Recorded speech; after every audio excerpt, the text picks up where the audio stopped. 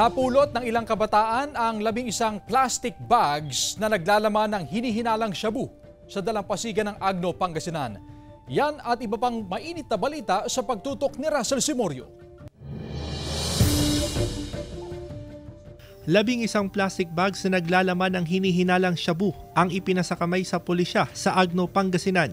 Bawat plastic bag, 1 kilo ng hinihinalang shabu ang laman.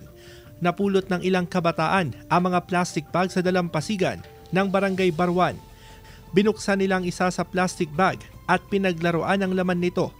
Hindi raw sumagi sa isipan nilang droga ang laman nito, kaya iniwan din nila sa lugar. Tapos nakita namin yung sakaw, binuksan namin. Tapos kumuha kami ng